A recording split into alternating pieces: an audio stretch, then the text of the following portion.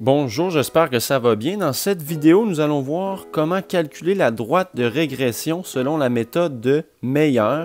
Et on va faire ça avec notre bon ami LeBron James dans un exemple plus tard. Donc ici, on a les 4 étapes pour trouver la droite de régression selon la méthode de Meyer. Première étape, comme la méthode médiane-médiane, on place les données en ordre croissant des valeurs de x. Donc tu prends toutes tes données et tu les mets en ordre selon les valeurs de x. Si deux données ont le même x, ça peut arriver, on va alors les classer selon leur valeur de y en ordre croissant aussi. Une fois que ça c'est fait, on sépare les données en deux groupes égaux. Donc on va venir séparer notre groupe en deux groupes égaux là, avec le même nombre de données. Si c'est impossible parce qu'il y a un nombre impair de données, il y a un des groupes qui aura une donnée de plus, donc plus une donnée. C'est aussi possible d'inclure la donnée centrale, donc la donnée du milieu.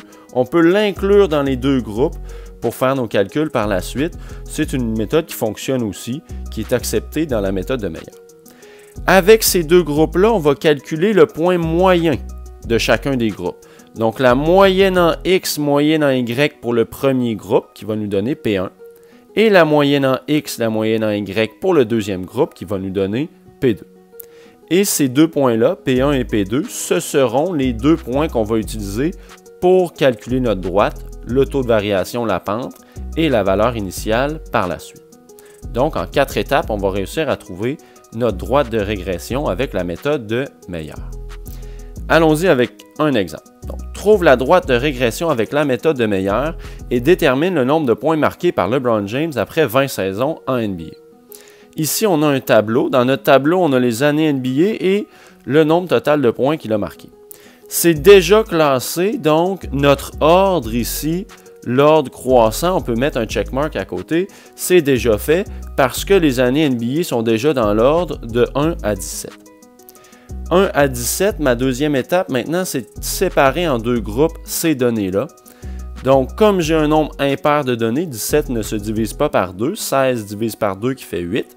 Je vais donc séparer pour avoir 9 données dans mon premier groupe et 8 dans le deuxième. Ce n'est pas possible d'avoir le même nombre exactement, donc j'aurai une donnée supplémentaire dans le premier groupe ici, 9 données, ce qui m'en laisse 8 pour le deuxième groupe. Troisième étape maintenant, c'est séparer. Je vais trouver le point moyen, donc je vais faire la moyenne de chacun des groupes, moyenne en x et la moyenne en y. Donc je vais devoir calculer 4 moyennes, comme ça ici, que j'ai représenté par mes accolades.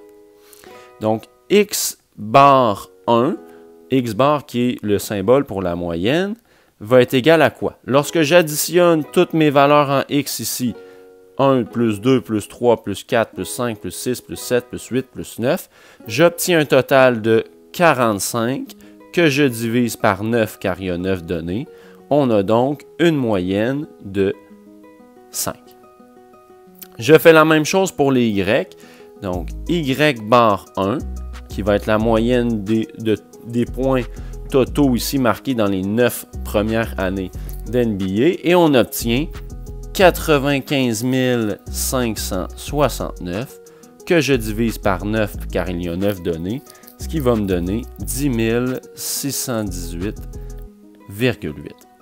Donc, j'ai mes coordonnées pour mon point 1, P1, qui va être 5 10 618,8. On répète la même chose pour le deuxième groupe, donc x bar 2, qui va être la moyenne des x pour le deuxième groupe. Lorsque j'additionne tous les x, j'obtiens 108, qu'on divise par 8 parce qu'on a maintenant 8 données et non 9 pour le deuxième groupe, qui fait 13,5 en x, et en y, lorsqu'on fait la somme de toutes nos valeurs, on obtient 222 452, qu'on divise par 8 encore une fois, car c'est notre nombre de données, et ce qui nous fait 27 806,5 ici. On a donc P2 qui est 13,5, 27 806,5. C'est les deux points que nous allons utiliser. Donc, je vais les mettre ici en fluo. C'est ce qu'on utilisera après par la suite pour trouver notre droite de régression. Ici, on voit dans le tableau que les données sont alignées, on a une corrélation positive, mais on ne l'utilisera pas ici pour notre exemple. Mais c'est pour voir quand même avec le tableau. Je disais donc qu'on va utiliser P1 et on va utiliser P2 pour trouver notre droite de régression. Donc la pente, on va la trouver avec Y2 moins Y1 sur X2 moins X1. Donc 27 806,5 moins 10 618,8 sur 13,5 moins 5. Donc les données de P2 et de P1 que j'ai trouvées précédemment. Lorsque je fais mon calcul, j'obtiens 17 187,7 pour le numérateur et on obtient 8,5 pour le dénominateur, ce qui nous fait environ 2022,1 pour notre pente. Donc la droite va être de 2022,1x plus b. Pour trouver la valeur de b, on doit substituer. On doit remplacer xy par un point. Ici, j'ai choisi de le faire avec P1. Donc, 10 618,8 pour y, 2022,1 qui reste là, multiplié par 5, et on va trouver b avec cette équation. Donc, je vais multiplier le 5 avec le 2022,1. Donc, 10 618 ne change pas, est égal à 10 110,5 plus B. On va soustraire le 10 110 à gauche. On obtient donc 508,3 qui est égal à B. On a donc l'équation de notre droite de régression. 2022,1x plus 508,3, c'est notre droite de régression avec la méthode de Meyer.